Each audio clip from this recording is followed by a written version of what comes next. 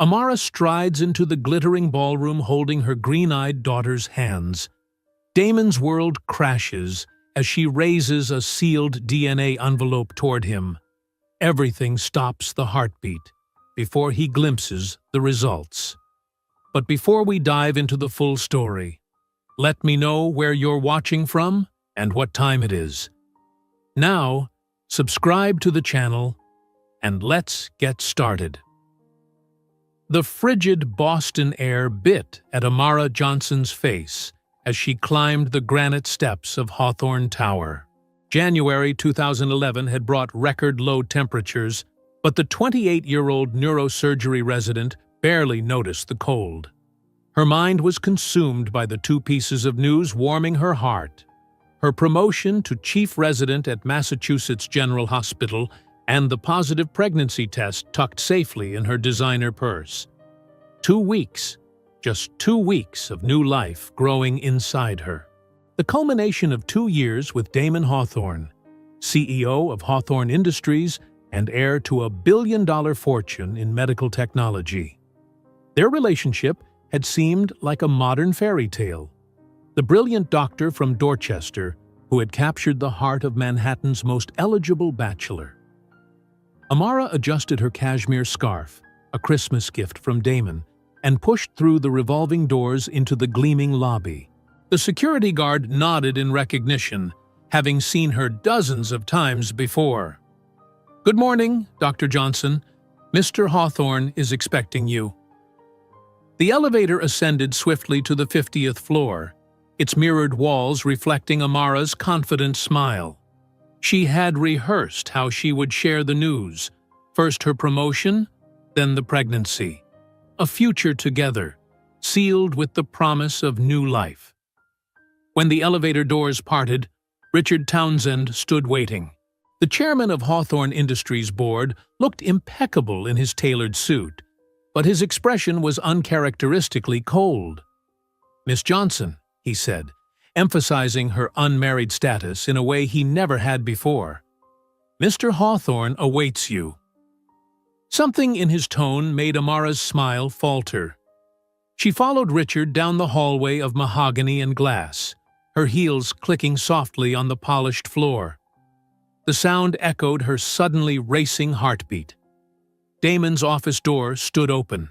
He sat behind his massive desk, fingers drumming on a black leather portfolio. He barely looked up when she entered. "Close the door," he said to Richard, who complied silently before leaving them alone.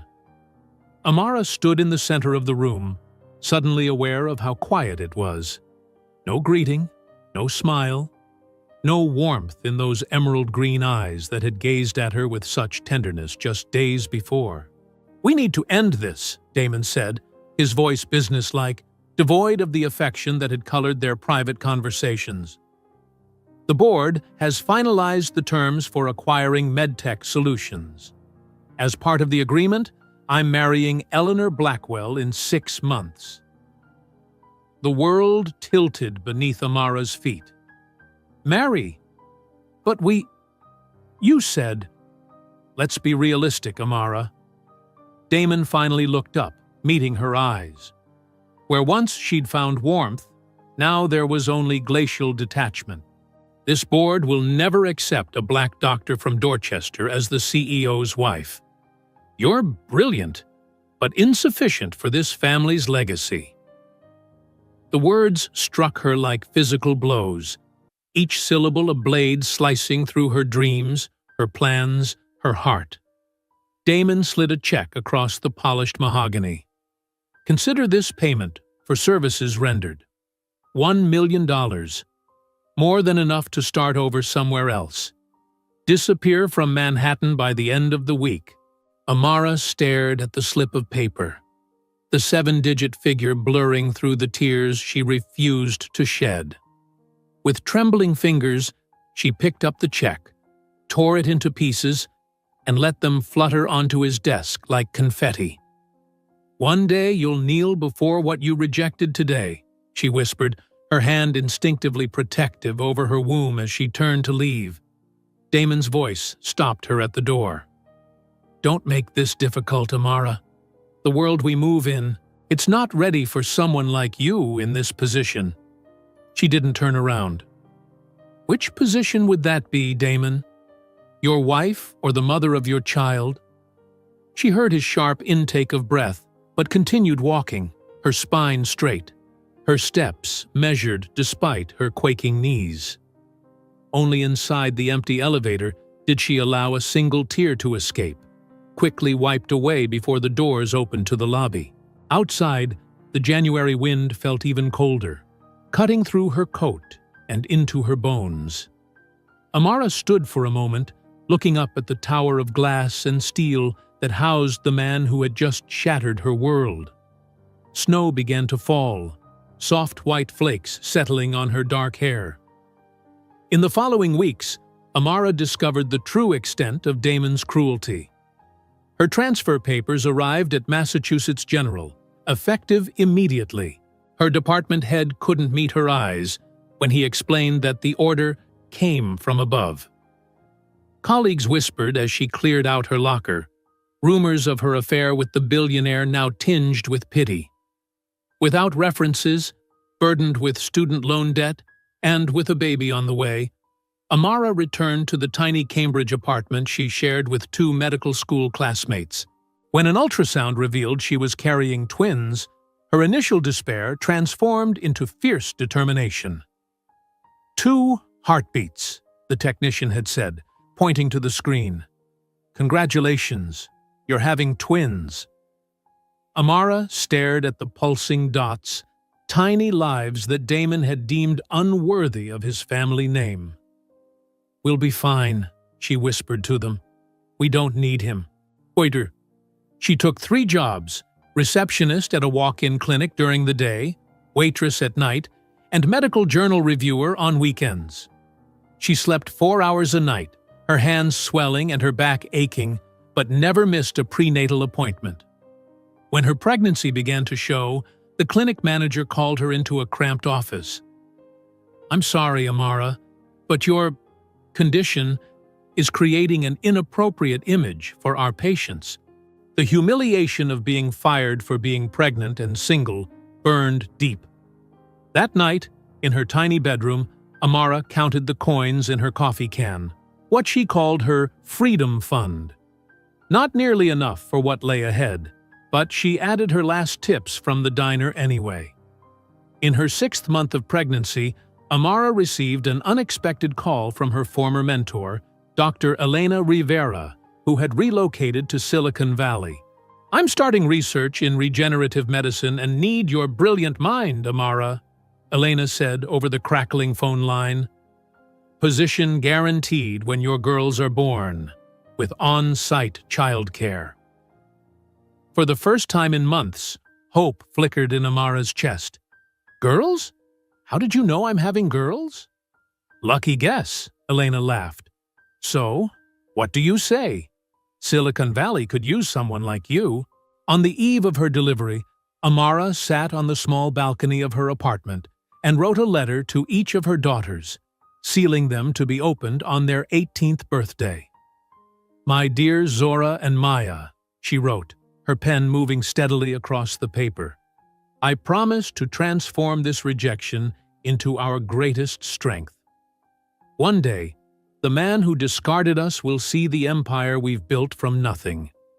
Not for vengeance, but because we are extraordinary. Something he failed to see. The world will try to diminish you as it tried with me, but you carry the blood of generations of women who turned impossibilities into reality." When the twins were born on August 25th, their light green eyes, the only visible inheritance from their father, gazed at Amara with an intensity that seemed to seal the pact. That night, alone in the hospital room, she made a vow. "Damon Hawthorne, you defined us as insufficient. I will turn your name into a footnote in the story we're about to write." The nurses found her the next morning, cradling her daughters with fierce protectiveness, plans already forming in her mind. Plans that would take her from this hospital bed to the pinnacle of an industry that Damon thought she couldn't possibly conquer. That cold January night, as Amara returned to her small Cambridge apartment, not even in her most ambitious dreams could she have imagined that, in 12 years, she would own a billion-dollar empire and would stand face to face with Damon Hawthorne again, this time with all the power in her hands. The revelation of her pregnancy hung in the air of the hospital room like a ghost, haunting Amara with possibilities of what might have been. In the harsh, fluorescent light, she gazed at her newborn daughters, their tiny fingers curled around hers as if already determined to hold on tight to the only parent they would know. 3 weeks later, Amara received the final blow from Damon Hawthorne's silent war against her. The transfer letter arrived in a crisp white envelope bearing the Massachusetts General Hospital logo. Her department chief, Dr. Lowell, a man who had once praised her surgical precision as nothing short of miraculous, couldn't meet her eyes as he handed her the document. "I'm sorry, Amara. This came from above, way above my pay grade." He fidgeted with his tie, a nervous habit she'd noticed only emerged when he delivered bad news. "Your surgical privileges are being transferred to Baltimore, effective immediately." Amara scanned the paper, her fingers crinkling its edges. "This makes no sense. I'm chief resident. My patients have been reassigned." Dr. Lowell finally looked at her, pity evident in his aging eyes. "There are rumors, Amara, about you and Damon Hawthorne, about what happened." The whispers followed her down the hospital corridor as she emptied her locker. Colleagues who had celebrated her promotion just weeks ago now averted their gaze, their silence more damning than any words. One brave intern approached, squeezing her arm in solidarity before being called away by an attending who frowned disapprovingly. Without references, with crushing student loan debt that had once seemed a worthwhile investment in her future, and with twins on the way, Amara returned to the cramped Cambridge apartment she shared with 2 former classmates. "You can stay as long as you need," offered May, her roommate since second-year medical school. "But Janet's boyfriend is moving in next month, so the living room will be—" "I understand," Amara said, sinking into the worn couch that would serve as her bed. "It's temporary. I'm figuring things out." The next morning, she scheduled an appointment at the free clinic across town. The ultrasound technician, a woman with kind eyes and a gentle touch, moved the wand across Amara's still flat abdomen. "Oh," she said, her voice lifting in surprise. "I'm seeing 2 heartbeats here. Did you know you're having twins?" Amara stared at the screen, at the 2 pulsing points of light. 2 babies. 2 lives depending entirely on her. The crushing weight of responsibility collided with a surge of fierce determination that washed through her body like fire. "Twins," she whispered, a single tear escaping despite her resolve to remain strong. 2 babies meant twice the expenses, twice the diapers, twice the college funds, but also twice the love, twice the possibility. That evening, she created a spreadsheet titled Survival Plan. 3 columns: income, expenses, freedom fund. She needed 3 jobs to make the math work. The clinic receptionist position came first, $8 an hour, but regular daytime hours and a clean environment. The diner waitressing job followed. Minimum wage plus tips, evenings until midnight. Finally, the weekend medical article review gig, $20 per article, work from home. 4 hours of sleep became her new normal. She woke at 5 each morning, swallowed her prenatal vitamins with a grimace, and was at the clinic by 7 to prep for the day's patients. Her morning sickness persisted well into the 4th month, forcing her to develop a routine of discreet dashes to the employee bathroom between appointment check-ins. "You look pale, honey," noted Mrs. Abernathy, a 72-year-old regular with hypertension. "Are you eating enough?" "I'm fine," Amara assured her, forcing a smile while simultaneously calculating if her lunch, a peanut butter sandwich and an apple, contained enough protein for growing twins. The evenings at Rosie's diner were harder. By hour 3, her feet swelled inside her sensible shoes, the pressure making each step a small agony. She learned to smile through the pain, discovered that a cheerful demeanor increased tips, and developed a sixth sense for which tables would be generous and which would run her ragged with demands. Single mother, huh?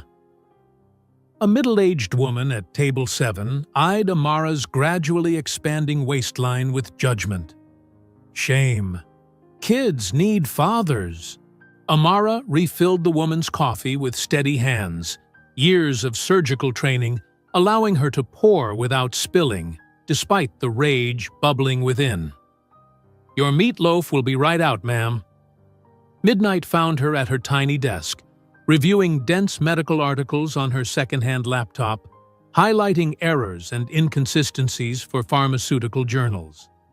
Her eyes burned from fatigue, the words swimming on the screen. More than once, she woke with her forehead pressed against the keyboard, having fallen asleep mid-sentence. By her 5th month, when her pregnancy became impossible to hide, Dr. Shelton, the clinic manager, called her into his office. The room was barely larger than a closet, with motivational posters that seemed to mock her current situation. "Amara," he began, his voice carefully measured, "you've been an exemplary receptionist." The past tense wasn't lost on her. But your condition is creating an inappropriate image for our patients." He couldn't meet her eyes.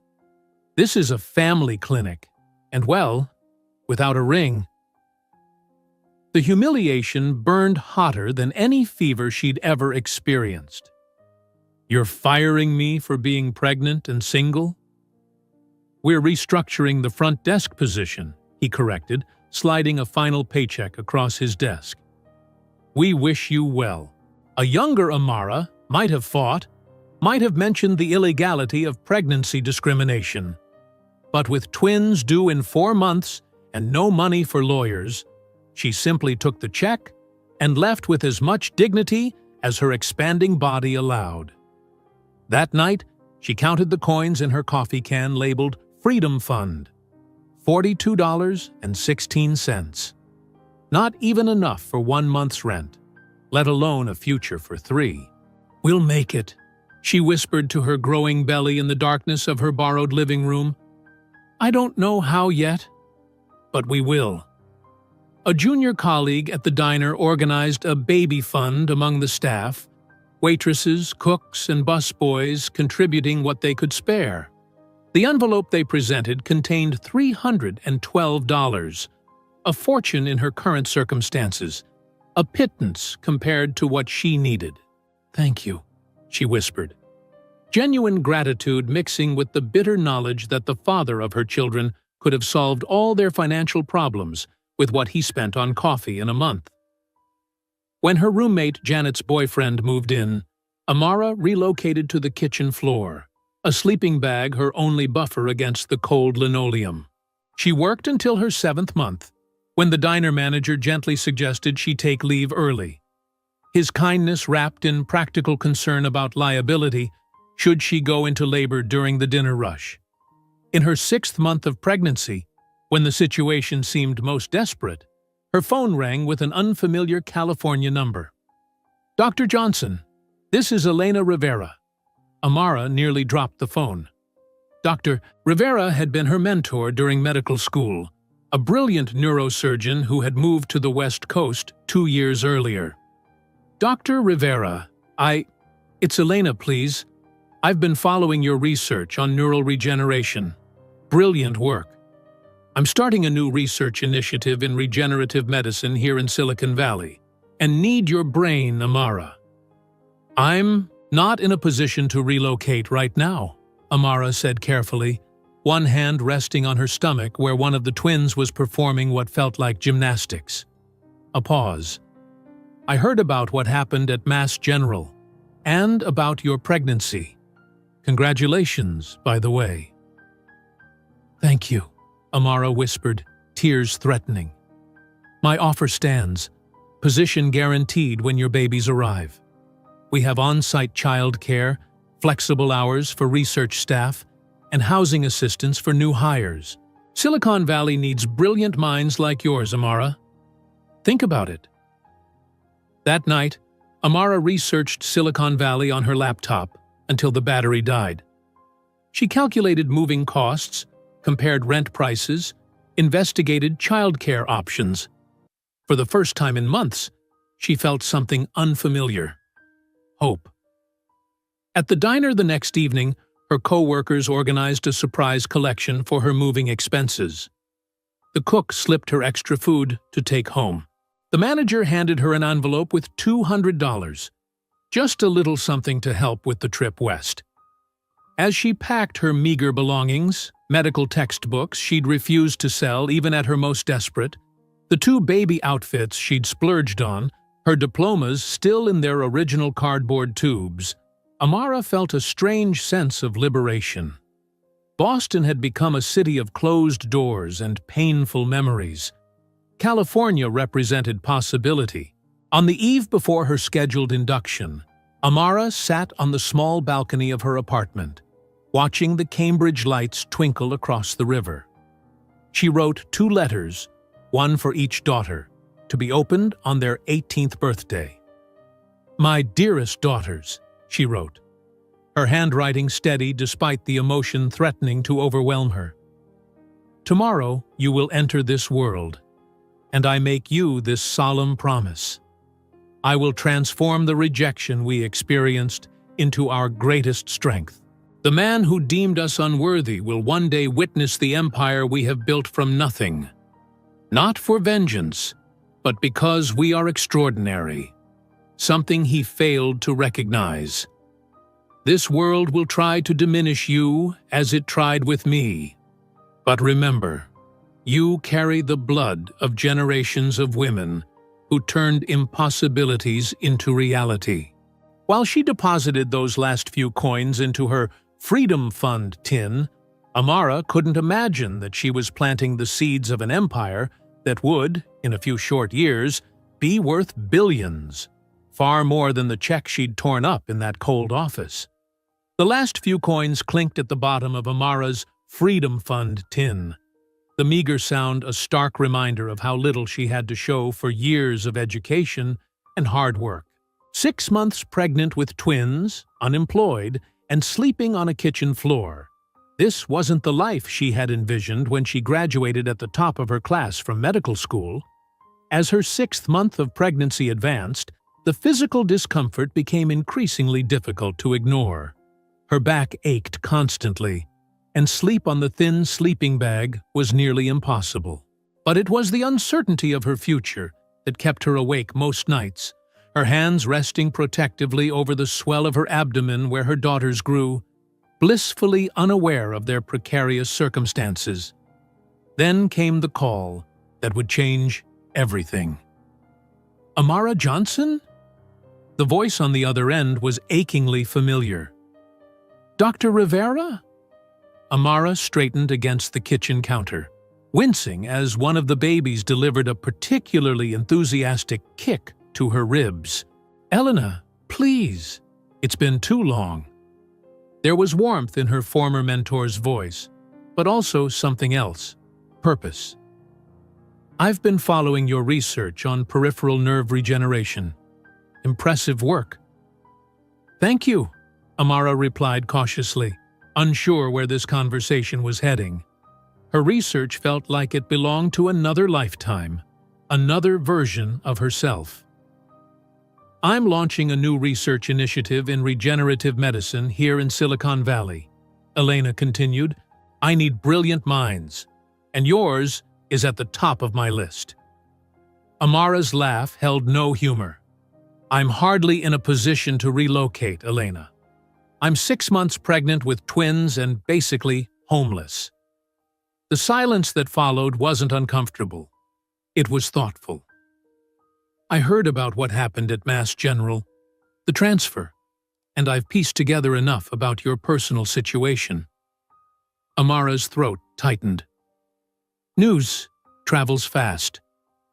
Only in certain circles, Elena replied gently. Here's my offer, a position guaranteed when your babies arrive. On-site childcare, flexible hours, housing assistance. The Silicon Valley medical research community doesn't care about hospital politics or who fathered your children. We care about brilliant minds solving impossible problems. The possibility of escape, of a fresh start, was almost too much to comprehend. I don't know what to say. Say yes, Elena urged, not just for yourself, but for those little ones. They deserve a mother who can fulfill her potential. After the call ended, Amara sat motionless on the kitchen floor, possibilities unfurling before her like a map to a country she'd thought forever closed to her. That night, she researched Silicon Valley obsessively. Cost of living, childcare options, the biotech research scene. By morning, her decision was made. The weeks that followed were a flurry of preparation. Her co-workers at the diner organized a surprise collection for her moving expenses. May helped her pack her few belongings, medical textbooks, the 2 baby outfits she'd allowed herself to purchase, her diplomas still in their original tubes. You're going to be amazing out there, May said, carefully wrapping Amara's stethoscope in tissue paper. Those California doctors won't know what hit them. As her departure date approached, Amara's physical discomfort intensified. Her obstetrician had concerns about her blood pressure and the position of one of the twins. Bed rest would be ideal at this point, Dr. Patel advised during her checkup. Amara nodded, knowing full well that bed rest was a luxury she couldn't afford. Not when she needed to work until the last possible moment to save for the cross-country move. On her final night at the diner, her manager pressed an envelope into her hands. From all of us, he said gruffly, for the journey west. Inside was $732, more money than Amara had seen at once since Damon had slid that insulting check across his desk. I can't accept this, she protested, tears threatening. You can, and you will, the older man insisted. We're investing in those little doctors you're carrying. The night before her scheduled induction, the twins were showing no signs of arriving on their own, and her blood pressure was becoming concerning. Amara sat alone on the small balcony of the apartment. Cambridge spread out before her, the lights of MIT and Harvard twinkling in the distance. Institutions of learning and achievement that had once been the backdrop of her dreams now seemed like distant planets. The air was warm for late August, carrying the scent of ripening autumn. Amara placed 2 crisp sheets of stationery on the small bistro table and began to write, 1 letter for each daughter. Her handwriting was steady, belying the emotion that threatened to overwhelm her. My dearest Zora, she began on the first sheet. Then on the second, my precious Maya. The words flowed from her heart, truths and promises she needed her daughters to understand, even if they wouldn't read these letters for 18 years. The world will tell you that your worth is determined by others' acceptance, by a man's love, by society's approval, by institutions' recognition. This is a lie. Your worth was sealed in your creation, an immutable fact that no one's rejection can diminish. The man who contributed to your existence deemed us insufficient for his world. He offered money to make us disappear. But what he failed to understand is that being deemed insufficient by someone who measures human value in social standing and financial transactions is actually the highest compliment. I promise you this, I will transform this rejection into our greatest strength. One day, the man who discarded us will witness the empire we have built from nothing. Not out of vengeance, but because we are extraordinary, something he was too limited to recognize. The world will try to diminish you as it tried with me. But remember, you carry the blood of generations of women who turned impossibilities into reality. My grandmother cleaned houses to put my mother through college. My mother worked double shifts as a nurse to send me to medical school. And I will move mountains to ensure you have every opportunity to become whoever you choose to be. Amara sealed each letter in an envelope, writing, "To be opened on your 18th birthday," on the front, along with each daughter's name. She tucked them into her medical textbook on neurology, a safe place where they would remain until that distant day. The next morning, May drove her to Massachusetts General Hospital, the very institution that had cast her out, now obligated to provide care as her delivery hospital. Ironic, isn't it? Amara mused as they passed through the familiar entrance, coming back here to have his children. The labor was long and difficult. 26 hours of contractions, concerns about fetal distress, and finally, the decision for an emergency C-section when one twin's heartbeat began showing concerning patterns. "The father?" a nurse asked as they prepped Amara for surgery. "Should we call him?" "There is no father," Amara replied, her voice steady despite her exhaustion. "It's just us three." At 2:17 in the morning on August 25th, Zora Elise Phillips entered the world with a powerful cry, her tiny fists clenched as if ready to fight. 3 minutes later, Maya Grace Phillips followed, her arrival quieter, but her gaze alert and intense. When the nurses placed the swaddled infants in Amara's arms, she gasped softly. Both girls had inherited one unmistakable feature from their father: striking green eyes, the color of emeralds, just like Damon's. "Hello, my fighters," she whispered, studying their perfect faces. "Welcome to our adventure." Alone in her hospital room that night, cradling her sleeping daughters, Amara made a solemn vow. "Damon Hawthorne, you defined us as insufficient. I will transform your name into a footnote in the story we're about to write." She had chosen the surname Phillips, her maternal grandmother's name, for her daughters, and legally changed her own as well. It was a small act of defiance, a clean break from the past. Damon Hawthorne would have no claim to these extraordinary beings, not in name nor in influence. As dawn broke over Boston, casting golden light across the hospital room, Amara began mentally mapping their journey west.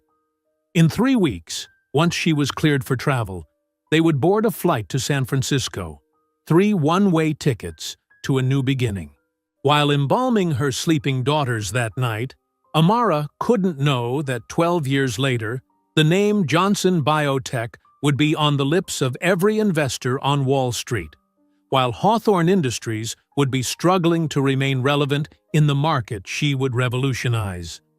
The California sunshine bathed the San Francisco International Airport in a golden glow as Amara stepped off the plane, a sleeping twin cradled in each arm. After the perpetual gray of Boston winters, the light felt symbolic, warm, promising, new. At just 3 weeks old, Zora and Maya were blissfully unaware of the magnitude of this journey, their tiny bodies curled against their mother's chest as she navigated the terminal. "Dr. Phillips?" A woman in her 50s with silver-streaked black hair approached, her smile warm. "I'm Elena Rivera. Welcome to California." "Thank you for meeting us," Amara replied, the exhaustion of the cross-country flight with newborns evident in her voice. "And thank you for everything." Elena's eyes softened as she gazed at the sleeping infants. "They're beautiful, Amara. Let's get you 3 home." Home. The word echoed strangely in Amara's mind. The small apartment Elena had helped secure near the research facility was merely a space, 4 walls and a roof. Yet it represented something Amara hadn't had in months: stability. The apartment was modest, a one-bedroom with a pull-out sofa in the living room. But to Amara, it might as well have been a palace. No more sleeping on kitchen floors, no more waiting for roommates to finish in the bathroom. A space that was entirely theirs. "It's temporary," Elena explained, helping Amara settle the twins in their second-hand cribs. "Once you're established at the lab, we'll find something more suitable." "It's perfect," Amara insisted, running her hand along the worn countertop. In the corner of the living room, she had already set up a makeshift workspace, her laptop atop a folding table, surrounded by medical journals and research papers she'd been studying during late-night feedings. Life quickly settled into an exhausting rhythm. Mornings began at 5, with Amara nursing the twins before dropping them at the research facility's daycare.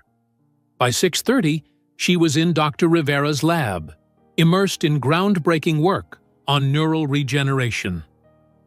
"Your approach to stimulating Schwann cell proliferation is fascinating," Elena commented one afternoon, examining Amara's notes.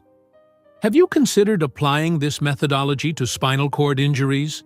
Amara nodded, dark circles under her eyes betraying her chronic sleep deprivation. "I've been reading case studies between feedings. The application potential is enormous, but we need a more stable delivery mechanism for the growth factors." Nights were a blur of formula, diapers, and stolen moments of research. While other new mothers watched television during middle-of-the-night feedings, Amara propped medical journals against pillows, absorbing information while her daughters nursed. She would whisper scientific concepts to them, like bedtime stories. "The peripheral nervous system has remarkable regenerative capacity compared to the central nervous system," she murmured to Zora, who gazed up with those startling green eyes. "Our challenge is to harness those same mechanisms centrally." Maya, ever the observer, would watch her mother's face intently during these impromptu lectures, as if memorizing every word. At 4 months, both girls showed signs of extraordinary development. When the daycare director mentioned that the twins were achieving milestones significantly ahead of schedule, Amara wasn't surprised. She had noticed their unusual focus, their early attempts at vocalization that seemed almost conversational. "Mama," Zora said clearly one evening as Amara entered the daycare to pick them up. Not the typical baby babble, but the word itself, perfectly pronounced. The daycare worker nearly dropped the bottle she was holding. "Did she just—" "Book," Maya added definitively, pointing to the colorful board book on the floor beside her. By 6 months, the twins were speaking in simple sentences, their vocabulary expanding daily. By 8 months, they were identifying letters and numbers. Amara documented their development meticulously, part scientific observer, part awestruck mother. "They're extraordinary," Elena remarked after witnessing Maya identify molecular structures in a biochemistry textbook illustration, a game Amara had invented to keep her occupied during a weekend in the lab. "Like their mother." Amara smiled, though the compliment stirred a complex emotion. Their intelligence was extraordinary, but she recognized Damon in their analytical abilities, in the way Zora approached problems with systematic precision. His genetic contribution was undeniable, however absent he was from their lives. As the twins approached their first birthday, Amara's work on neural regeneration began showing promising results. Her method of delivering growth factors to damaged nerve tissue was yielding recovery rates that exceeded all expectations in preliminary lab studies. "This is groundbreaking," Elena stated flatly, reviewing the latest data. "With results like these, you should be thinking about patents, not just publication." The suggestion caught Amara off guard. "Patents?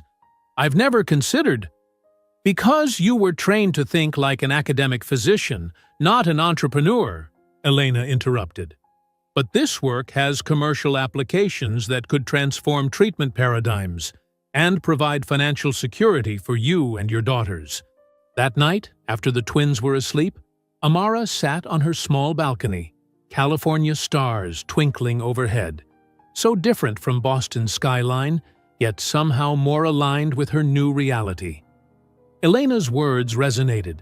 Security for her daughters, independence, perhaps even vindication. The next morning, she scheduled a consultation with a patent attorney recommended by Elena. 2 weeks later, she submitted her first patent application for method and system for neural tissue regeneration. The patent process coincided with a more personal transformation.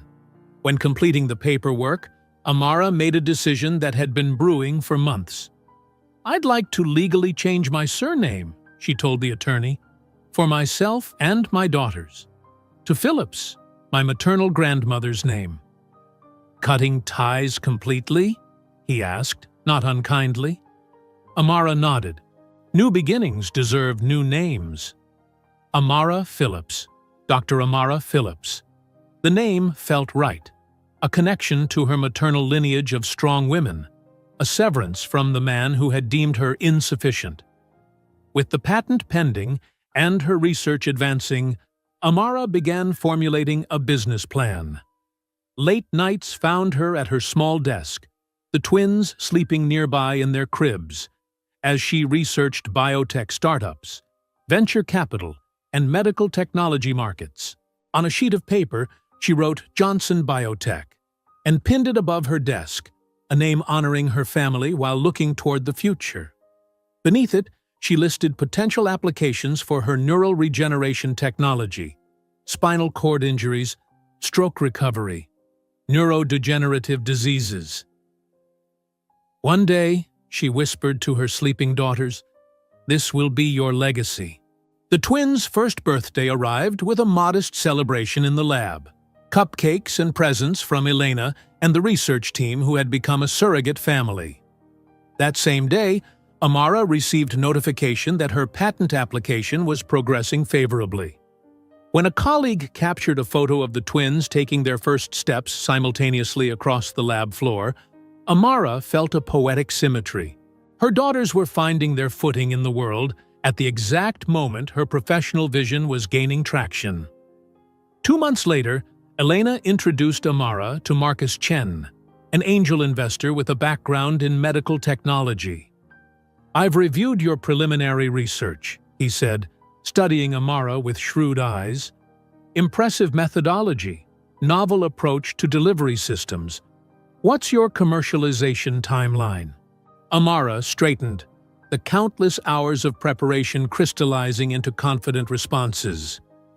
Phase 1. Human trials within 18 months, pending FDA approval. We're targeting specific spinal cord injury patterns initially, with expansion into stroke recovery therapies by year 3. After a 2-hour meeting that felt like both an interrogation and a collaboration, Marcus made his decision. $100,000 seed funding, enough to establish proper lab space and begin the FDA approval process. That evening, Amara received the funding confirmation email just as the twins took several consecutive steps across their small living room, their tiny hands reaching toward her laptop screen as if they understood the significance of the moment. "We did it, girls," Amara whispered, gathering them into her arms. "This is just the beginning."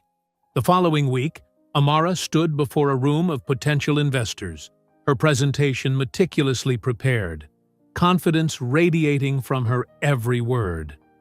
Gone was the shattered resident from Damon's office. In her place stood a scientist and entrepreneur with a vision that could transform medicine. Johnson Biotech's neural regeneration technology represents a paradigm shift in treating previously irreversible neurological damage, she began, her voice steady. "We're not just talking about symptom management. We're offering actual neural restoration." As questions flew from the assembled investors, and Amara answered with precision and authority, she couldn't help but reflect on the symmetry of this moment, with her daughter's development. Both were taking first steps into uncharted territory. Both held promise beyond conventional expectations. That day, as the twins took their first hesitant steps across the apartment floor, while Amara prepared slides for her presentation, no one could have predicted that the Johnson Biotech was also taking its first steps toward a revolution that would, in less than a decade, transform that single mother with two small children into one of the most powerful CEOs in the world. That day, the promise of Johnson Biotech hung in the California air, alongside the scent of possibility and fresh paint. The seed funding from Marcus Chen had transformed Amara's vision from ambitious dream to tangible reality. Within 6 months of that first investment, her preliminary research had attracted attention from larger biotech investment circles, setting the stage for exponential growth that mirrored her daughter's own remarkable development. By early 2015, Amara found herself interviewing candidates for Johnson Biotech's first official positions.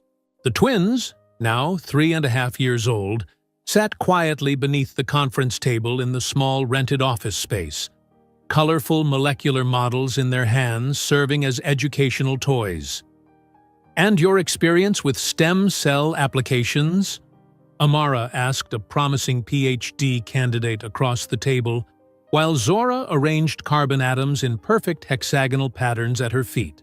3 years at Johns Hopkins, focusing on neural precursor cells, the young woman replied, her eyes occasionally darting to the twins with barely concealed amazement as Maya whispered the name of each chemical bond she created.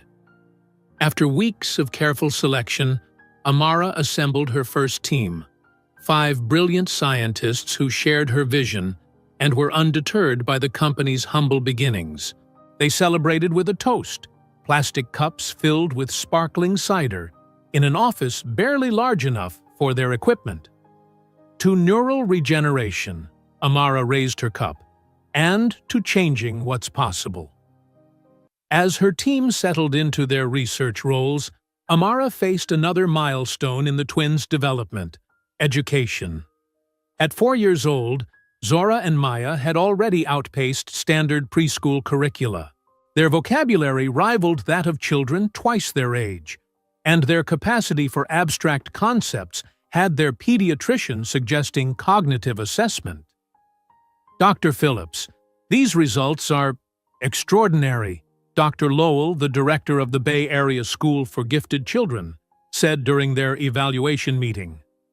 "Zora's mathematical reasoning tests at a 9-year-old level, and Maya's linguistic capabilities are equally advanced.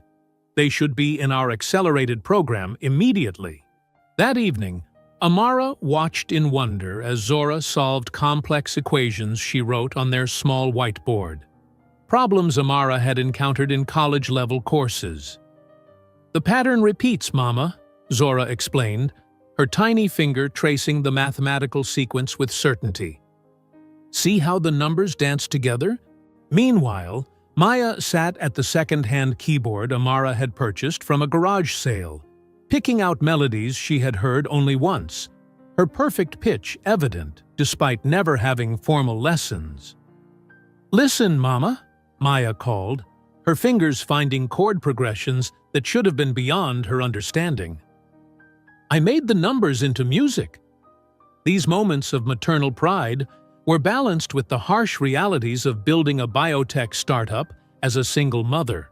When Johnson Biotech secured meetings with potential Series A investors, Amara often found herself the only woman, and certainly the only person of color, in rooms filled with middle-aged white men who seemed more interested in her personal circumstances than her groundbreaking research.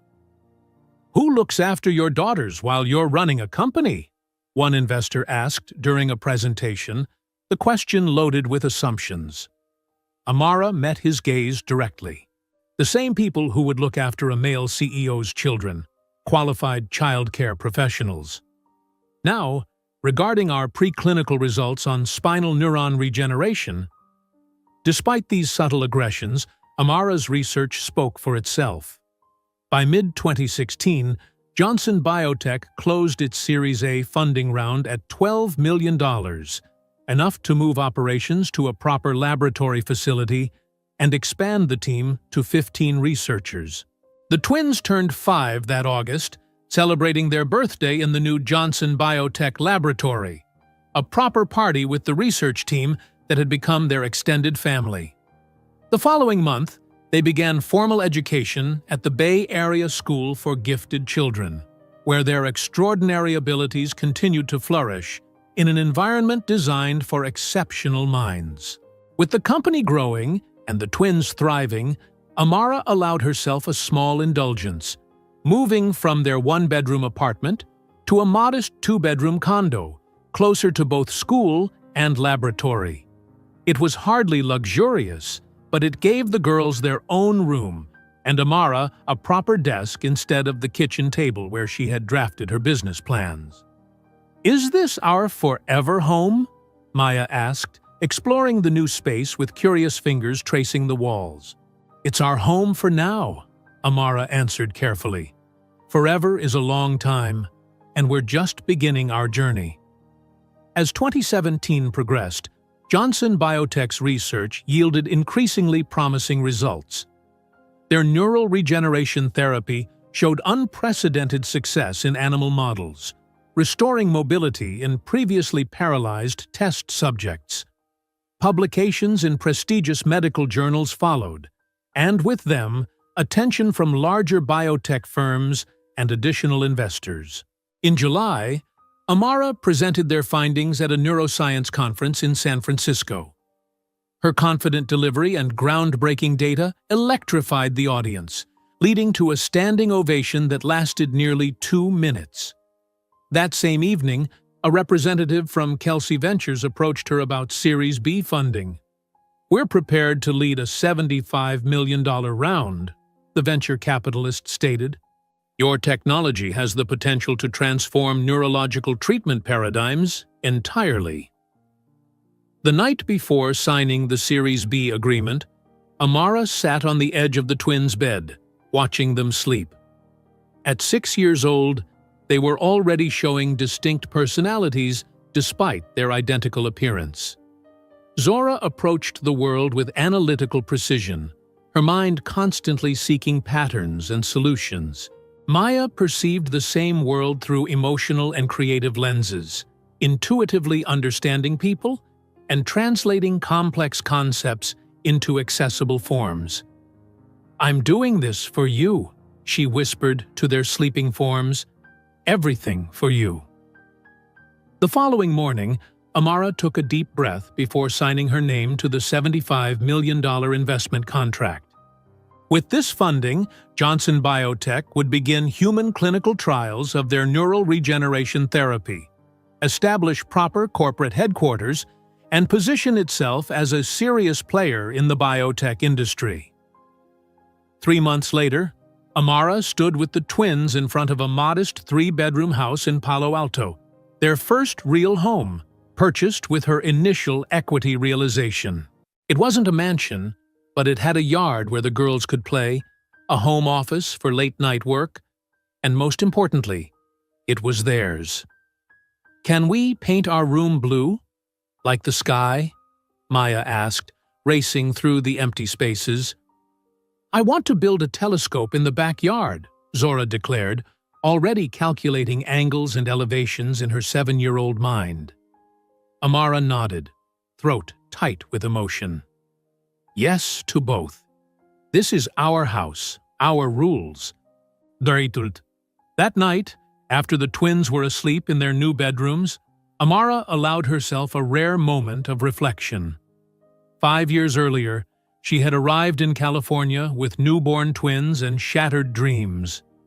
Now she was CEO of a company valued at over $100 million, with a technology poised to transform medicine. As Johnson Biotech grew, so did the twins' curiosity about their father. During a quiet dinner in their new home, Zora placed her fork beside her plate, with deliberate precision. "Why don't we have a father, like other children?" she asked, her 7-year-old directness disarming. Amara had prepared for this question, but the reality of it still stung. "Some families are different," she explained carefully. "Ours is perfect, exactly as it is. You, me, and Maya." "But biologically," Zora began, her scientific mind already seeking complete data. "He chose not to be part of our lives," Amara interrupted gently. "Sometimes people make choices that hurt others, but those choices say more about them than about us."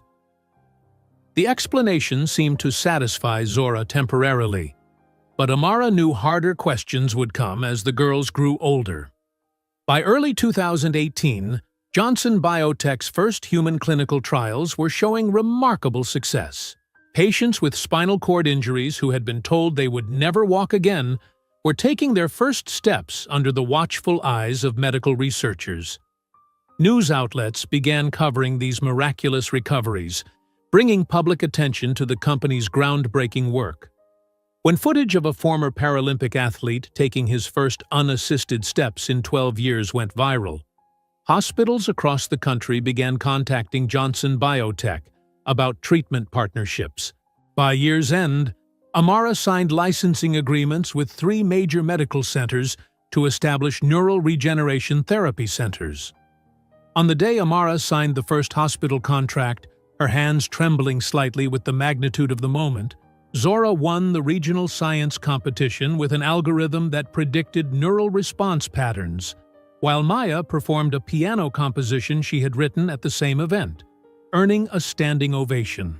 That night, as Amara tucked her daughters into bed in their comfortable home, she couldn't help but marvel at how far they had come. The family that Damon Hawthorne had deemed insufficient for his legacy was now creating a legacy of their own, one built on innovation, determination, and the unbreakable bond between a mother and her daughters. While she signed the contract that would bring her revolutionary therapy to the first patients, Amara couldn't imagine that in just 5 years, she would be standing on the stage of the world's largest medical conference, where Damon Hawthorne would be in the audience, witnessing the empire that had grown from the seeds of his rejection. The video of Marcus Edwards taking his first steps in 12 years had been viewed over 40 million times across social media platforms. As Amara watched the former Paralympic athlete carefully navigate across the therapy room floor, muscles trembling with effort, but functioning, genuinely functioning, she felt a surge of emotion that transcended professional pride. This wasn't just a medical breakthrough. It was vindication. "Our preliminary data is beyond anything we anticipated," Dr. Sanchez, Johnson Biotech's clinical research director, reported during their quarterly review meeting in early 2018. 83% of subjects are showing meaningful neural regeneration. The medical community is calling it unprecedented. The clinical trial results transformed Johnson Biotech from promising startup to biotech phenomenon practically overnight. Medical journals clamored for publications, and hospital administrators from around the world began reaching out about potential partnerships. By summer, the company had outgrown its modest facilities. Amara stood in the center of what would become Johnson Biotech's new campus, a gleaming 3-building complex in the heart of Silicon Valley's biotech corridor. The East Building will house research and development, West Building for administration and business operations, and this central structure will be our clinical applications center, the project manager explained, gesturing to the blueprints. "We can begin moving operations in phases starting next month." Soon, as Johnson Biotech expanded physically, the twins, now 9 years old, were experiencing their own remarkable growth. Their academic achievements continued to astonish teachers at the Bay Area School for Gifted Children. But it was their questions that began to challenge Amara in unexpected ways.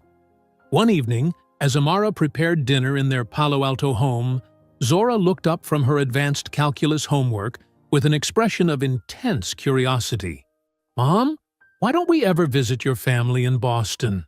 she asked, her green eyes so painfully like Damon's, focused intently on Amara's face. The question caught Amara off guard. She carefully placed the knife she'd been using to chop vegetables on the cutting board. "My parents passed away before you were born," she answered truthfully. "And the rest of my family? We're not close." Maya, who had been practicing piano in the adjacent room, appeared in the doorway. Unlike her sister's direct approach, Maya had an uncanny ability to sense emotional currents. "Is it because of our father?" she asked quietly. Amara took a deep breath, buying time by wiping her hands on a kitchen towel. "What makes you ask that?" "I found a picture," Maya admitted, "in your desk drawer when I was looking for stamps. You and a man standing in front of a building with snow." Amara remembered the photograph immediately, the only one she'd kept from her time with Damon. A moment captured outside Massachusetts General during a rare snowfall, his arm around her waist, both of them laughing. She'd meant to destroy it years ago, but somehow couldn't bring herself to erase that evidence that once, briefly, she had been genuinely happy with him. "May I see it?" Zora asked, always wanting tangible evidence. "I put it back," Maya assured her mother. "But who is he?" Amara gently guided both girls to the kitchen table. "His name isn't important. He was someone from my past who chose a different path than the one that included us." "Did he know about us?" Zora pressed, her analytical mind seeking concrete facts. Amara chose her words carefully. "He made his choice before you were born. Some people aren't ready for the responsibility of children." "Does he know how smart we are?" Maya wondered, her question revealing a deeper vulnerability. Amara pulled both girls close. "His loss is immeasurable. You are the most extraordinary people I've ever known, and anyone who doesn't see that isn't worthy of your concern." The conversation temporarily satisfied their curiosity, but Amara knew the questions would return with increasing complexity as they grew older. She retrieved the photograph that night after the twins were asleep, studying Damon's face in the dim light of her bedroom. Then she decisively tore it into tiny pieces and flushed them away. As 2018 progressed into 2019, Johnson Biotech's success attracted attention from larger pharmaceutical companies seeking licensing agreements for the neural regeneration technology. Among them, surprisingly, was Hawthorne Industries. "They're quite persistent," Priya, Amara's executive assistant, noted while reviewing meeting requests. "Their VP of Acquisitions has called 3 times this week." Amara stared at the Hawthorne Industries logo on the meeting request. The company had changed since Damon took over from his father, becoming more aggressive in acquisitions but less innovative in original research. "Schedule a preliminary meeting with their team," she decided, "but make it clear I may not attend personally." When the Hawthorne Industries executives arrived at Johnson Biotech's headquarters the following week, Amara observed them briefly through the one-way glass of her office. They looked exactly as she expected: polished, confident men in expensive suits, carrying leather portfolios embossed with the distinctive Hawthorne H. Damon wasn't among them, but Richard Townsend, older now but still recognizable as the board chairman who had coldly witnessed her dismissal, led the delegation. Amara smoothed her St. John suit jacket, squared her shoulders, and entered the conference room with practiced composure. "Gentlemen, welcome to Johnson Biotech," she greeted them professionally, betraying nothing of the emotional turmoil churning beneath her calm exterior. "I understand you're interested in discussing licensing opportunities." Richard Townsend extended his hand, showing no sign of recognizing her. "Dr. Phillips, thank you for making time. Your neural regeneration therapy is quite remarkable." Throughout the 90-minute meeting, Amara maintained perfect professional detachment, discussing technical specifications and potential applications while revealing nothing of her personal connection to Hawthorne Industries. If Richard found anything familiar about her, he gave no indication. "We'll review your proposal," she concluded as the meeting ended. "But I should be transparent that we're in discussions with several potential partners." Later that evening, alone in her office, Amara allowed herself a moment of bitter amusement. The company that had deemed her insufficient was now courting her technology, unaware of who she really was. By late 2019, the twins' achievements were beginning to attract attention beyond academic circles.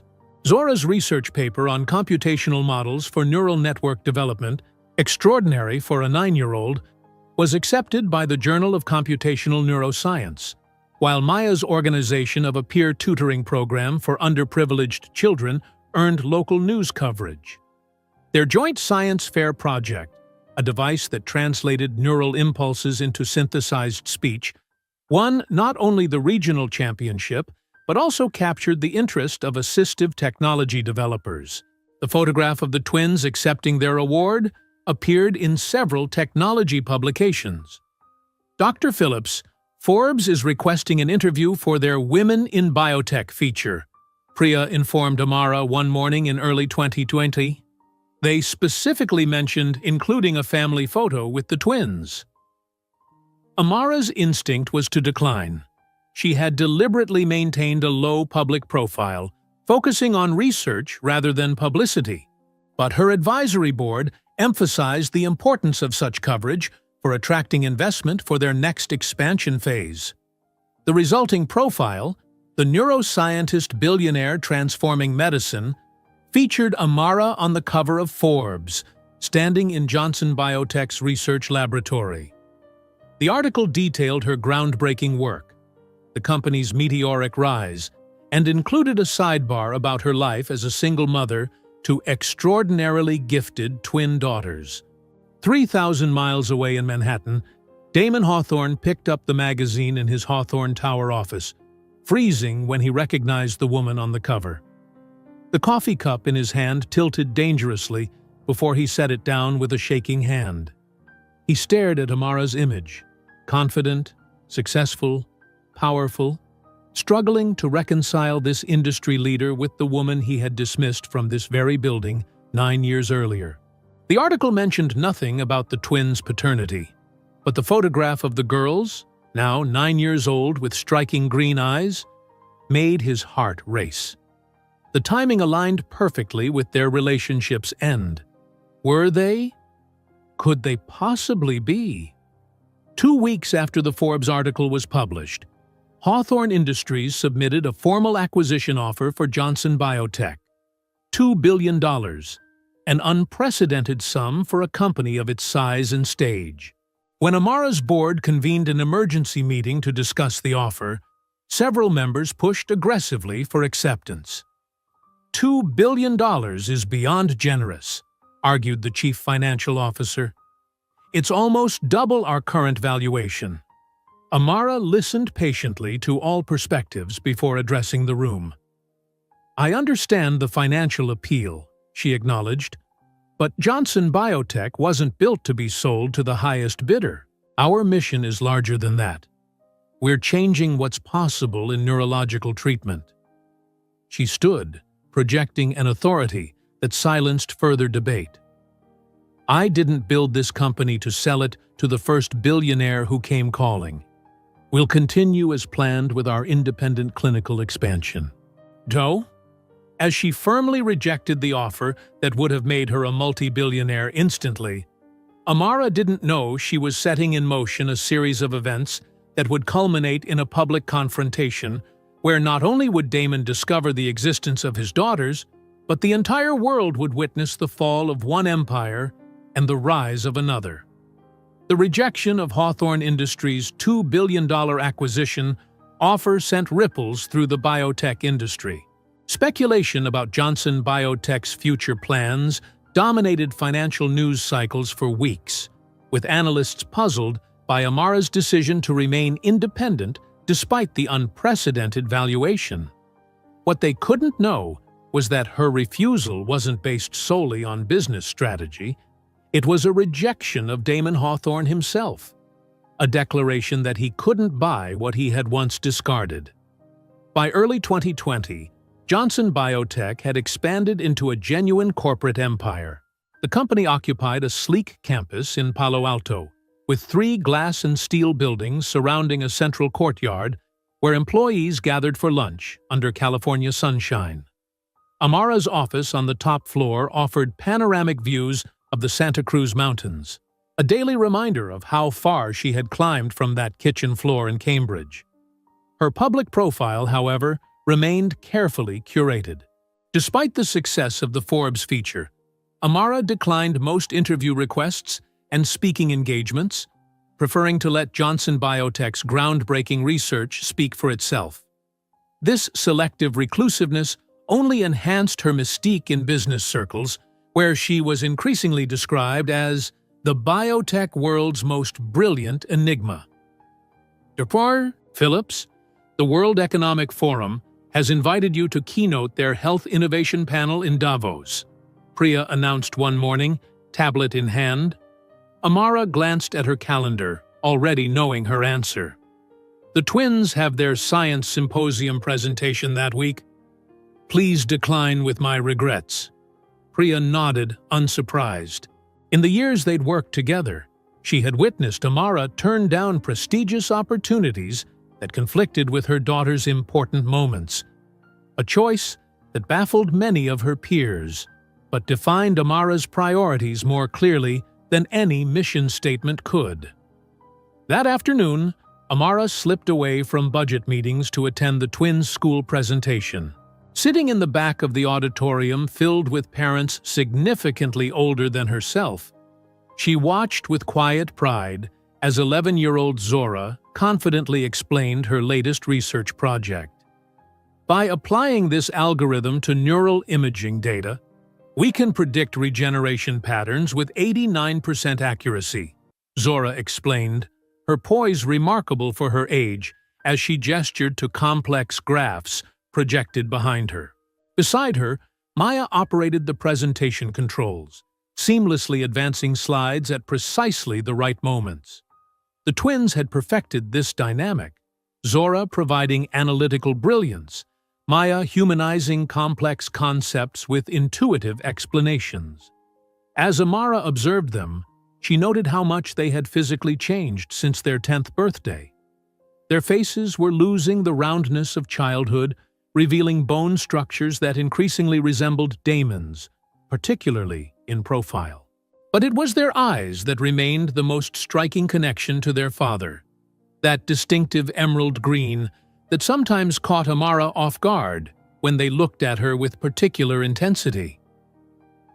At home that evening, Amara found Zora examining family photographs in the study, specifically the carefully edited collection that included Amara's parents and grandparents, but no trace of Damon. "Why don't we ever visit Boston?" Zora asked without preamble, her directness a trait that often reminded Amara of Damon's business approach. "You grew up there, but we've never been." The question was innocent, but loaded with implications that Amara wasn't ready to address. "My life there ended before you were born," she answered carefully. "California is our home. But scientifically speaking, shouldn't we know our genetic history?" Zora persisted. "Maya and I have identical DNA from you, but the other half remains unaccounted for in our records." Amara sighed, recognizing the logical trap her scientifically minded daughter had constructed. "When you're older, we'll discuss the complete picture. For now, know that your father made choices that excluded us from his life." Maya appeared in the doorway, having overheard the conversation. "Was he a bad person?" she asked, her emotional intelligence always honing in on the core of complex situations. "No," Amara answered truthfully. "He was ambitious and afraid of disappointing powerful people. He made a choice he thought was right for his future, not understanding what he was giving up. The explanation seemed to satisfy them temporarily, but Amara recognized the growing frequency of these questions. Soon, partial answers would no longer suffice. The following morning, an email arrived that would set in motion an inevitable collision with the past. The Breakthrough Foundation, America's most prestigious biomedical research organization, had selected Amara for their annual Innovation Award in recognition of Johnson Biotech's neural regeneration therapy. The award ceremony will be held at the Plaza Hotel in New York City next month, Priya read from the formal notification. The foundation requests your presence as keynote speaker. Amara's initial instinct was to decline. She had deliberately avoided East Coast engagements, particularly in New York, for obvious reasons.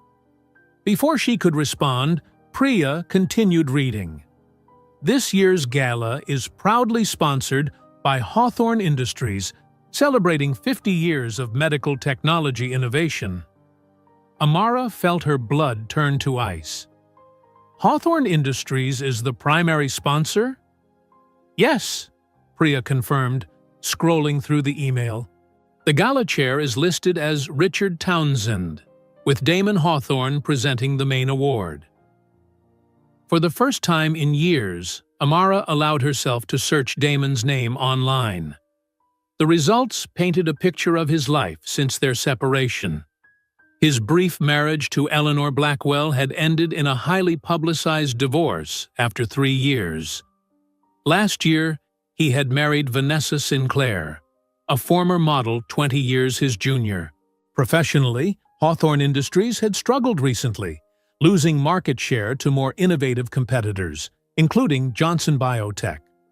Amara's finger hovered over the decline with regrets response option. The Breakthrough Award was undeniably prestigious, but was it worth facing Damon after all these years? Worth the risk of the twins potentially meeting their father in such a public setting? Jacob Lynn, Johnson Biotech's strategic advisor, strongly advocated for acceptance when Amara consulted him. This award isn't just recognition. It's a statement about Johnson Biotech's position in the industry. Declining would raise questions we don't want asked. That evening, Amara discussed the situation with her therapist, Dr. Sharma, during their monthly video session. I've spent 12 years building a life and company completely separate from him, Amara explained.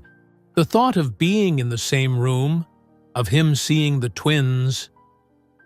What are you most afraid of? Dr. Sharma asked gently. Amara considered the question carefully. That seeing him will reopen wounds I've worked so hard to heal. That he'll recognize himself in the girls and suddenly want to claim what he once rejected. And what would give you power in this situation? Facing him on my terms, Amara realized.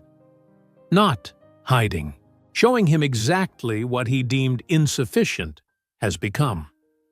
The decision made, Amara informed the twins about the upcoming trip to New York. Their excitement was immediate and infectious. Can we visit Columbia University? Maya asked eagerly. Their summer music program looks amazing.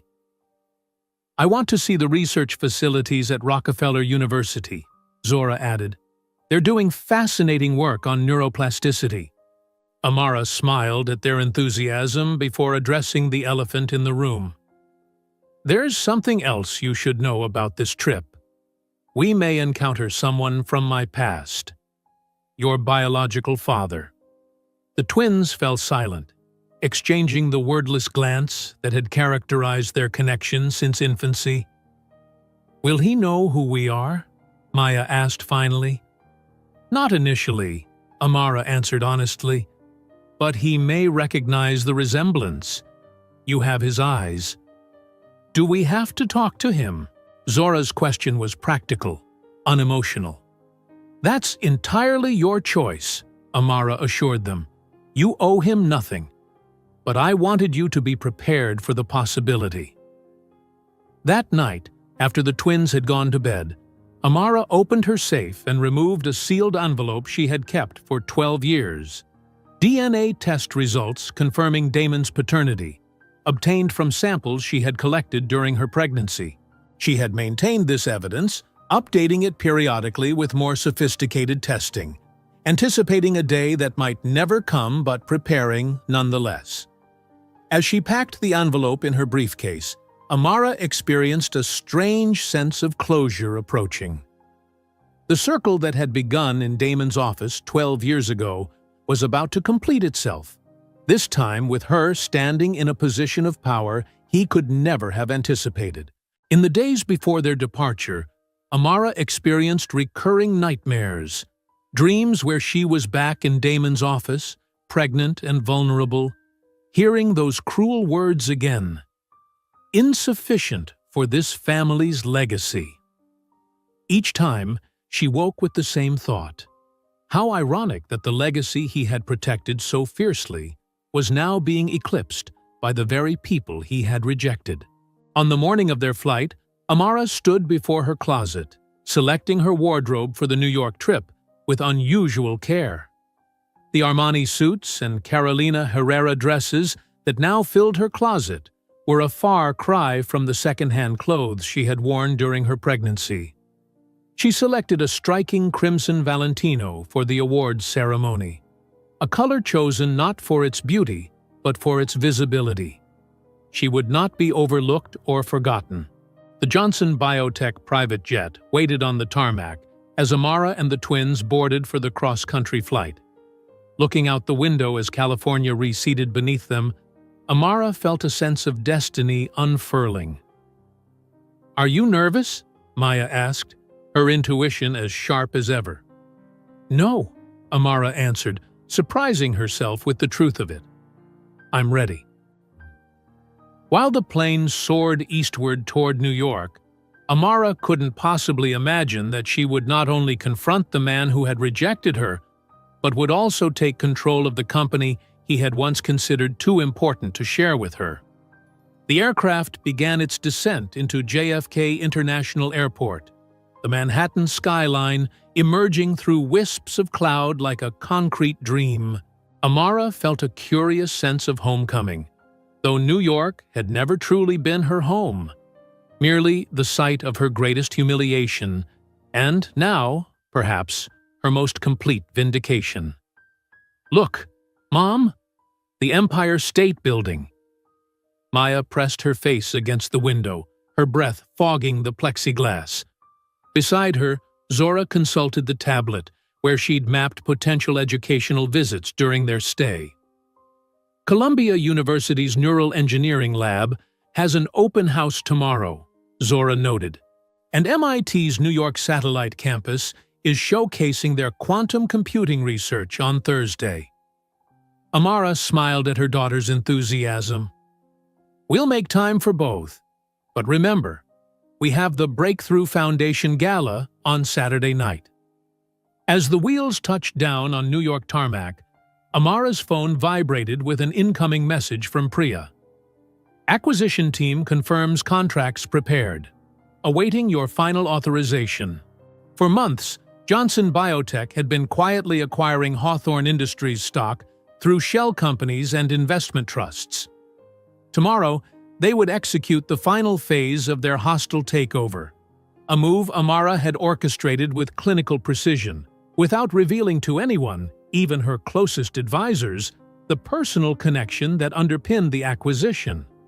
The St. Regis Hotel welcomed them with the deferential efficiency reserved for elite guests.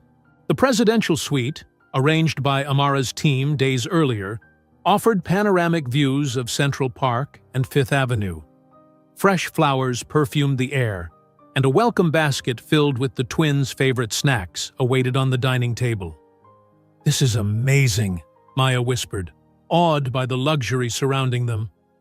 Though the Phillips household in California was comfortable, Amara had deliberately avoided ostentation in their personal life. "Rest up," Amara instructed as hotel staff arranged their luggage. "We have a full schedule tomorrow." The following morning, A private car delivered the twins to Columbia University, while Amara remained at the hotel for a series of video conferences, finalizing details of the Hawthorne acquisition. Her CFO's face filled the screen, his expression betraying the nervous excitement of someone about to make financial history. The final share purchases will execute at 9 tomorrow morning.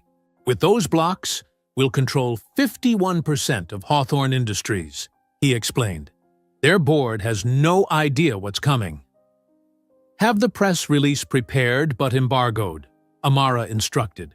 We announce immediately after confirmation, but I want the news to break during the gala. The timing wasn't merely theatrical, it was strategic.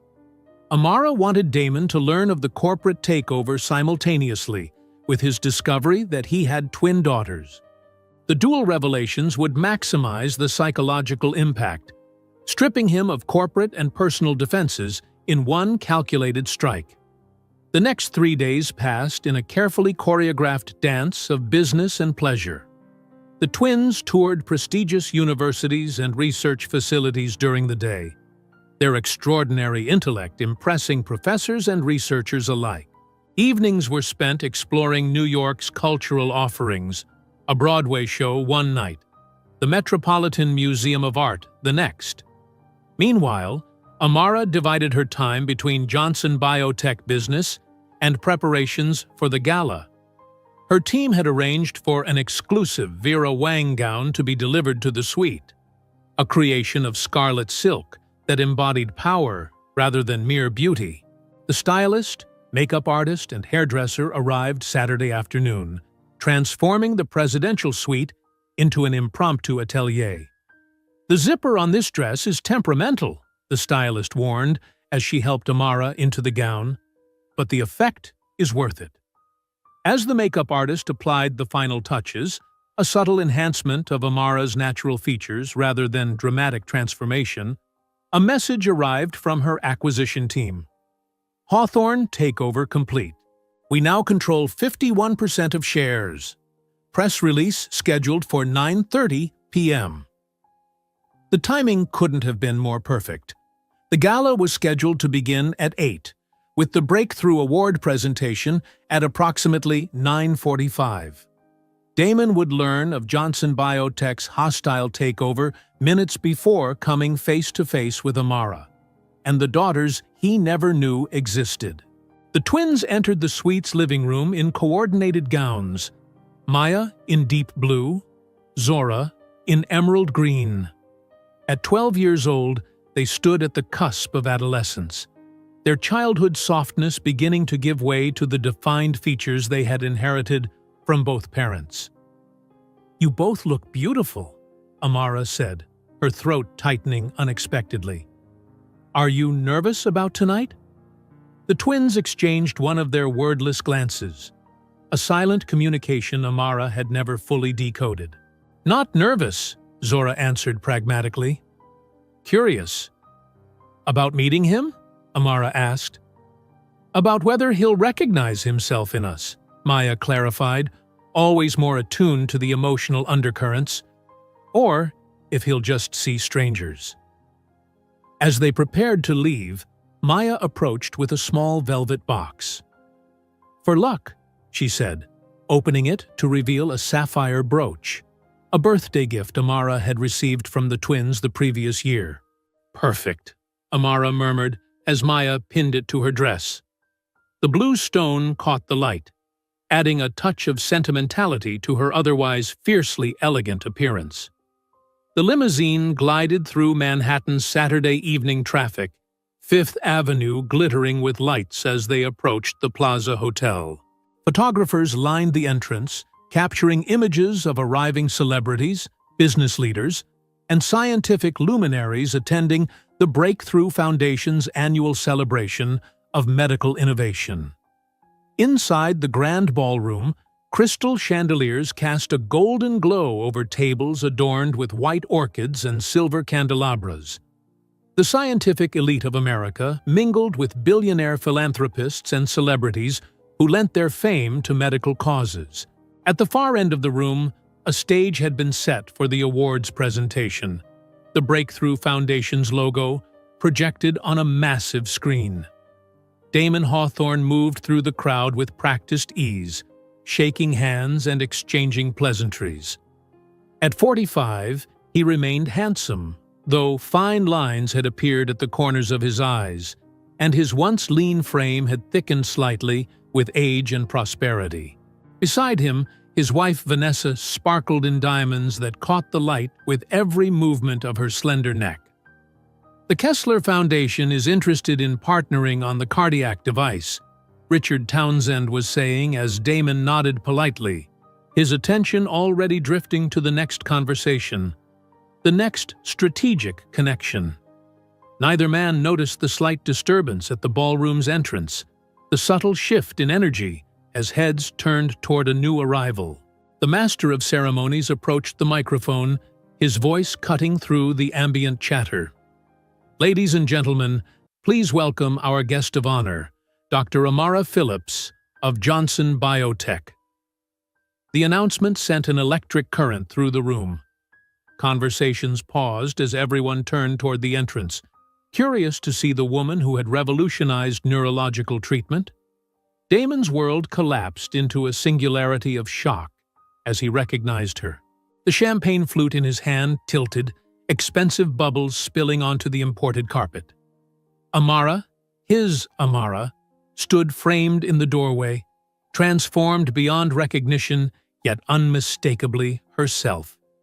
Gone was the young resident in sensible shoes and discount store blazers. This Amara radiated power in her designer gown, her posture speaking of absolute confidence, her smile calculated rather than given freely. But what truly froze Damon's blood were the two young girls flanking her. Identical faces with striking green eyes that he had seen every morning in his own mirror for 45 years. "Darling, you're spilling your drink," Vanessa murmured, placing a manicured hand on his arm. "Are you all right? You've gone quite pale." "I need a moment," Damon muttered, pulling away and making a beeline for the bar, desperate for something stronger than champagne to steady his suddenly trembling hands.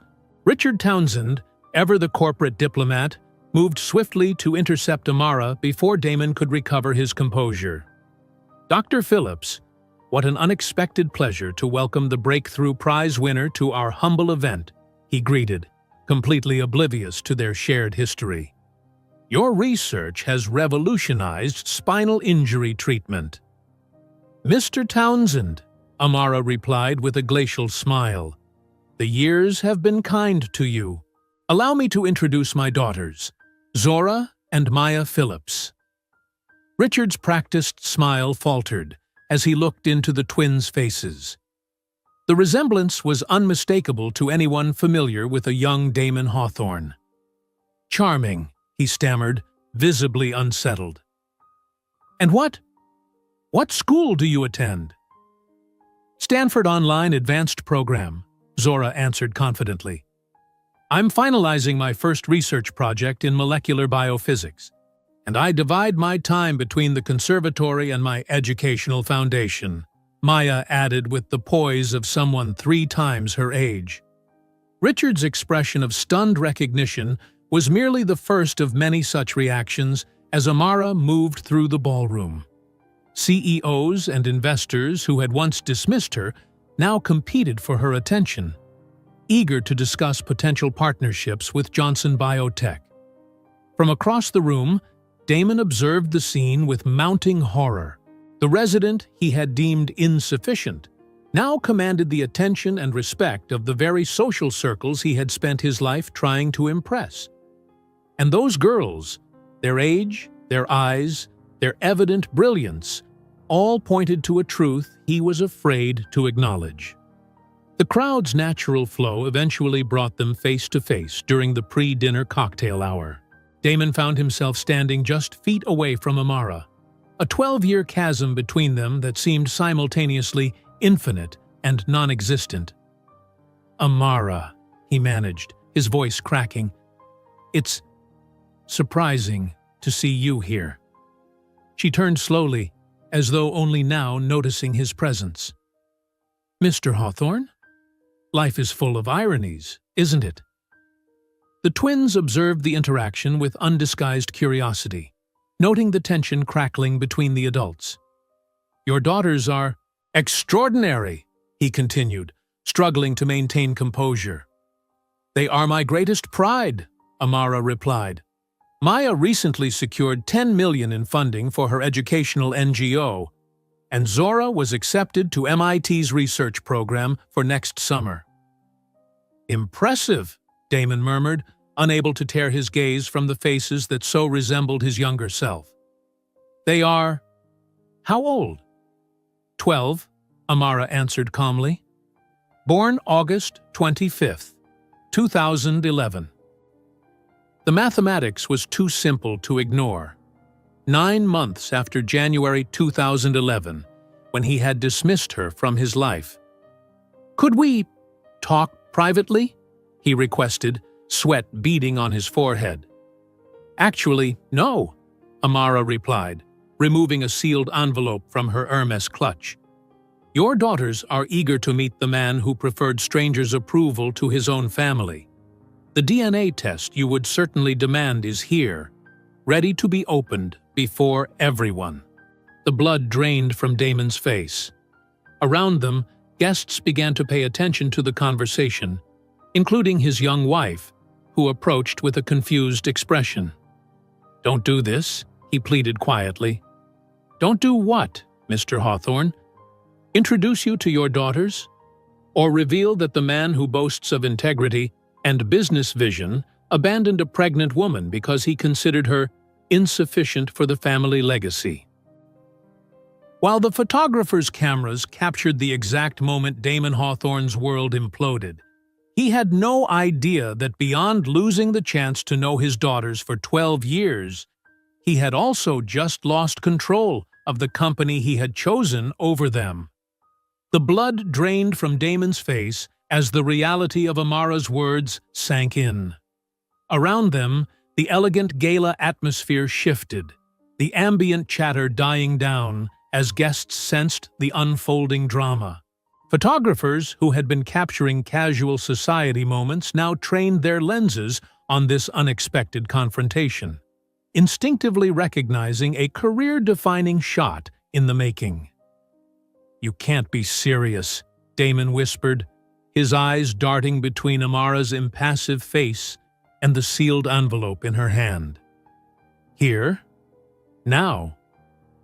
When would be more convenient for you to acknowledge the daughters you rejected before they were born?" Amara's voice remained steady, her poise unshakable. "Perhaps another 12 years?"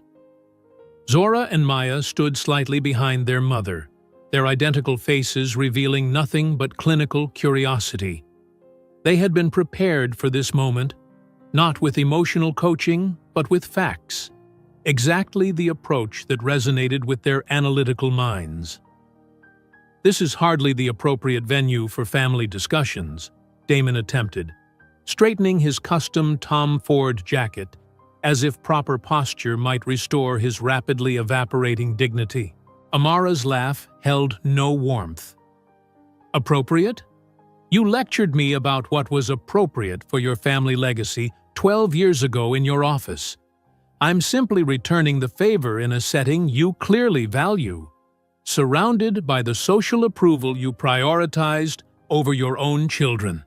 Vanessa Sinclair Hawthorne approached, her diamond earrings catching the light with each step. At 27, she embodied the trophy wife archetype Damon had ultimately chosen. Beautiful, socially connected, and from a family with the right pedigree. "Damon, what's happening?" she asked, her voice tight with controlled panic as she sensed the tension radiating from her husband. "Who are these people?"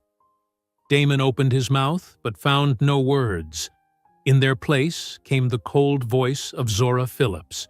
"Statistically speaking, this reaction indicates guilt recognition," she observed, studying Damon's face with the detached interest of a scientist examining a specimen. pupil dilation, increased perspiration, speech impairment, classic physiological responses to confrontation with concealed truth. Maya tilted her head slightly, her analysis more emotionally attuned than her sister's. "You're afraid," she stated simply. "Not of us, but of her knowing." Her eyes flicked meaningfully toward Vanessa. Richard Townsend attempted to intervene, stepping between the groups with a forced smile. "Perhaps we should continue this discussion somewhere more private." "I don't believe we were speaking to you, Mr. Townsend." Amara cut him off without even looking in his direction. "Though I remember you were quite present when Mr. Hawthorne informed me I was insufficient for the Hawthorne legacy." Richard blanched, recognition finally dawning in his aging eyes. "Dr. Johnson? But you—" "Phillips," Amara corrected. "I shed the name Johnson the day these girls were born. A fresh start deserved a fresh identity." By now, a small crowd had formed around them, the social elite of New York unable to resist the gravitational pull of scandal unfolding in real time. Whispers rippled through the gathering. Hawthorne's secret children. Abandoned them. The biotech genius. "What exactly are you implying?" Vanessa demanded, her composure cracking as she looked from Damon to the twins, suddenly noticing the unmistakable green eyes, identical to her husband's. "Damon, what have you done?" "It's quite straightforward, Mrs. Hawthorne," Maya explained with the gentle patience she typically reserved for the underprivileged children in her educational program. "Your husband terminated his relationship with our mother 12 years ago when she was newly pregnant with us. He offered her money to disappear because she was— what was the phrase, Mom?" "Insufficient for the family legacy," Amara supplied, each syllable precise and cutting. Damon finally found his voice, though it emerged strangled and desperate. "I didn't know. You never told me you were pregnant." "A convenient lie," Amara replied, her tone suggesting she had anticipated this exact defense. "But irrelevant now." She stepped closer, close enough that only those in their immediate circle could hear her next words. "Would you like to know what else is irrelevant, Damon? Your position at Hawthorne Industries." His eyes widened. "What are you talking about?"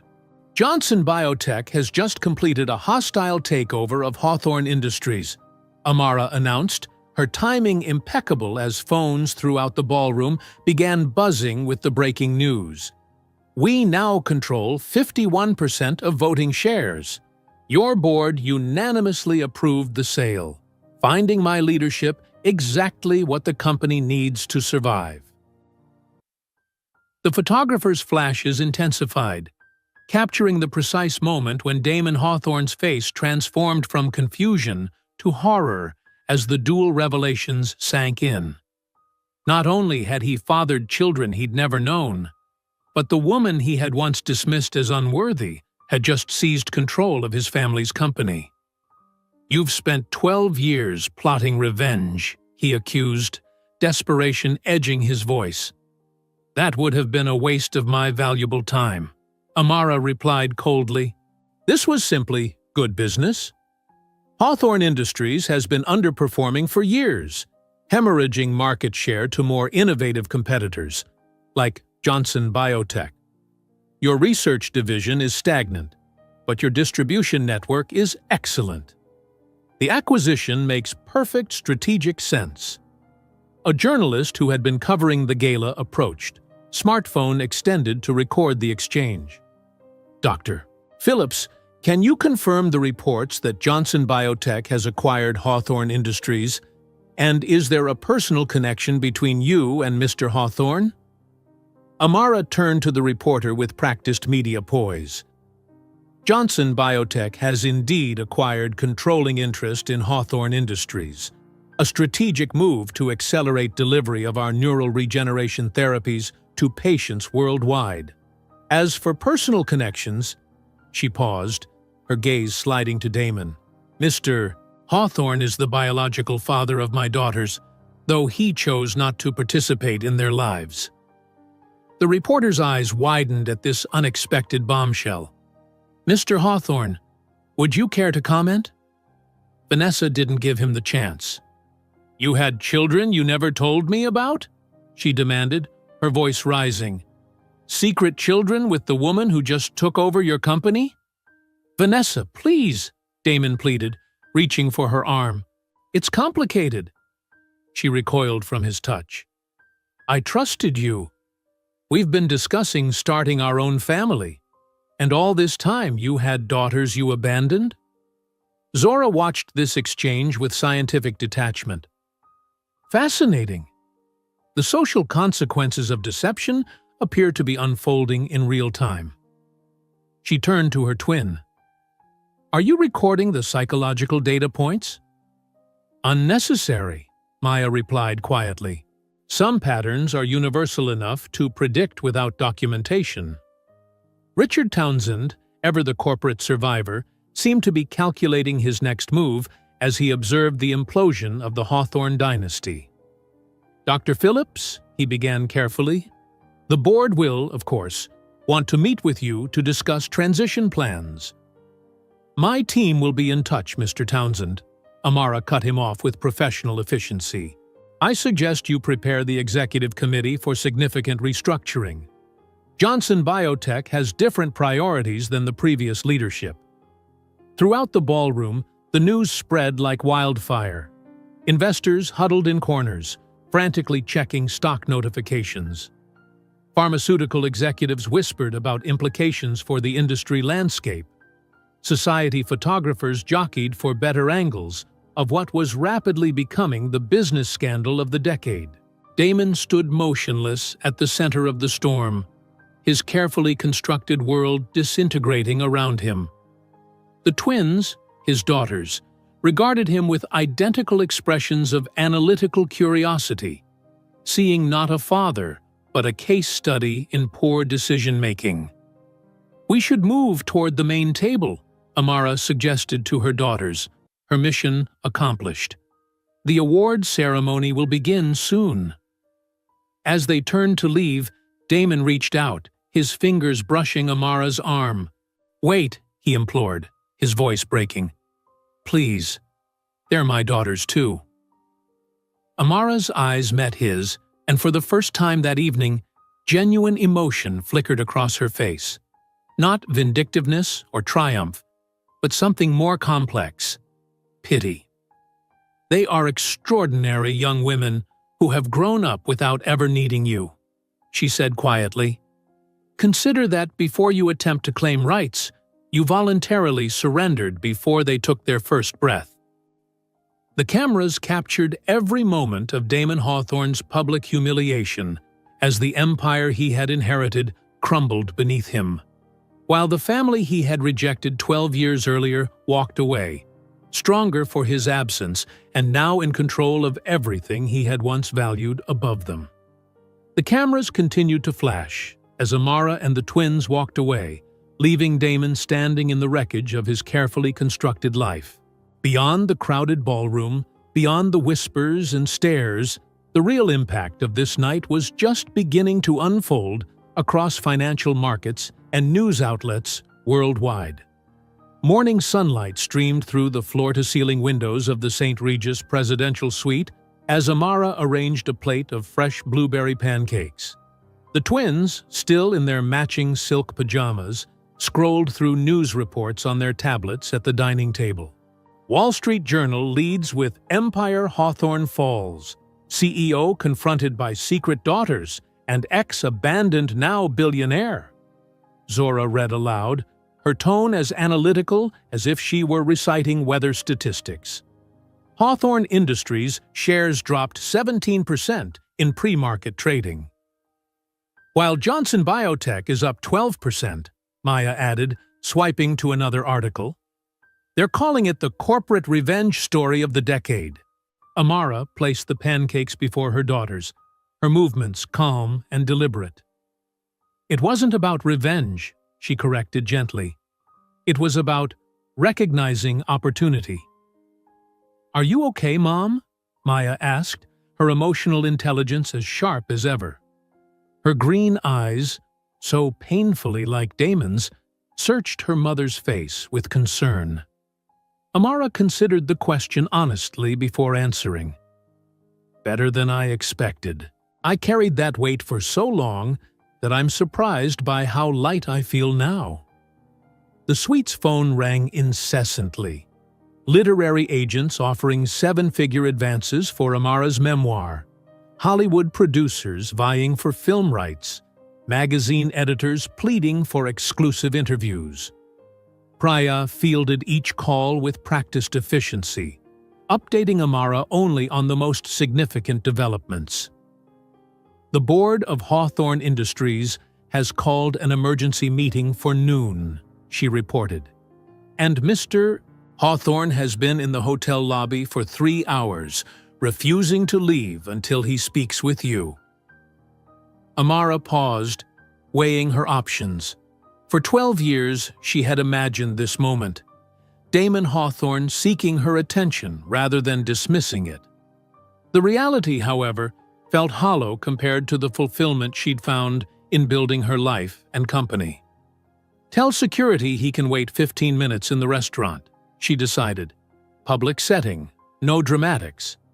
The girls have chosen not to join. When Amara entered the hotel's elegant restaurant 30 minutes later, Damon rose from his table too quickly, anxiety evident in every line of his body. His expensive suit was rumpled, as if he'd slept in it. Dark circles shadowed his eyes, and his hair, always so meticulously styled, looked disheveled. "You've destroyed my reputation," he accused before she had even seated herself, his voice raw with emotion. Amara arranged her napkin in her lap with deliberate precision. "No, Damon, you did that yourself 12 years ago," she replied calmly. "I merely removed the mask." The waiter approached, but Damon waved him away impatiently. "I want to meet my daughters. I have rights." "Rights?" Amara's smile held no warmth. "Interesting how you invoke rights over lives you rejected before they even began. Zora and Maya are legally my daughters. You appear on no birth certificates, no school records, no medical forms. Any legal claim would be counterproductive to what remains of your reputation." She sipped her tea, studying him over the rim of the delicate cup. The green eyes that had once made her heart race now seemed dull, their fire diminished by the weight of his choices. "What do you want, Amara? Money? Revenge?" His voice cracked on the last word, desperation seeping through his practiced corporate facade. "That's the fundamental difference between us, Damon. I don't want anything from you. I never did. Even when you offered that humiliating check, what hurt wasn't losing the money or status, but discovering that the man I loved measured human value in bank zeros and social approval." She closed the portfolio she had brought with her. "I've restructured Hawthorne Industries. The board voted unanimously to remove you as CEO this morning. You'll retain 10% of shares, a symbolic office, and the title of Founder Emeritus. Your parents built something valuable that you nearly destroyed with your arrogance." "You can't do this," he protested, but the words lacked conviction. "It's already done. As for the girls, they're exceptionally intelligent and make their own decisions. If they ever wish to know you, I'll respect their choice. But don't expect to be welcomed as a father. That title must be earned, not claimed by genetic accident." As she stood to leave, Amara added with quiet finality, "You know what's ironic, Damon? Had you chosen me 12 years ago, today you would be co-owner of an empire far greater than you could ever have built alone. Your rejection was the catalyst for me to become someone you could never have imagined." Near the restaurant exit, Amara was surprised to find Zora and Maya waiting. They had changed from pajamas into matching casual outfits, a silent statement of their unified front. "May we?" Zora asked, gesturing toward the table where Damon remained seated, staring blankly out the window. Amara nodded, stepping aside but remaining within view. The twins approached their biological father with the cautious interest of scientists observing an unpredictable experiment. Damon stood abruptly, knocking his chair slightly. You're," he stammered, clearly unprepared for this moment. "You're extraordinary." "Thank you," Maya responded with polite formality. "We came simply to say we harbor no resentments. It would be illogical to resent someone who never participated in our lives. Our mother provided everything we needed," Zora continued, her analytical tone reminiscent of a clinical evaluation, "including the capacity to make decisions based on facts, not emotions." "And the facts are?" Damon asked, his voice barely audible. "That our life is complete as it stands," Maya answered with quiet certainty.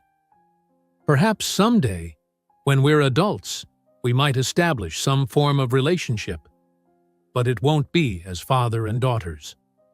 Damon sank back into his chair, the full weight of his loss finally registering. These brilliant young women carried his DNA, but nothing of his influence. They had formed their extraordinary personalities entirely without him, a development he could claim no credit for. "I understand," he murmured, comprehending at last the magnitude of what he had discarded 12 years ago.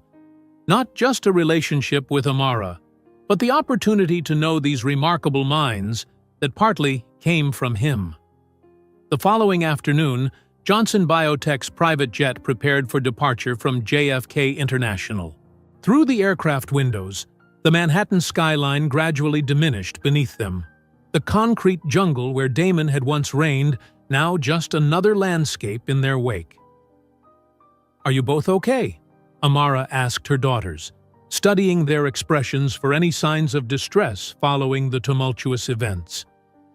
"We are," Zora confirmed without looking up from her tablet, where she was already drafting a new algorithm. "He's exactly as you described, someone who prioritizes appearance over substance." "But now we understand our story better," Maya added thoughtfully, gazing out at the clouds, "and that makes us stronger." Amara smiled, feeling a profound peace replace the weight she had carried for 12 years. The empire she had built wasn't founded on vengeance, but on determination. It wasn't defined by what Damon Hawthorne had denied her, but by what she had created from nothing. Across the country, Damon Hawthorne sat alone in his Fifth Avenue apartment. His young wife had departed upon discovering not only the secret daughters, but the magnitude of his deception. The empire he had inherited was now controlled by the woman he had rejected. The legacy he had valued so highly was in the hands of daughters he had never known. On his desk lay a single document awaiting his signature: his formal resignation as CEO of the company his grandfather had founded. Beside it, the torn fragments of an old photograph of Amara in her resident's white coat, smiling with the promise of a future he had discarded. Damon picked up his pen, finally understanding the words she had whispered when leaving his office 12 years before. "One day you'll kneel before what you rejected today." It wasn't a threat, but a prophecy he had fulfilled through his own choices. As he signed his resignation, Damon Hawthorne finally knelt, not before Amara, who moved forward without looking back, but before the emptiness his own decisions had created. If you enjoyed today's video, I'm sure you'll love the next one. Don't waste time. Just click on the screen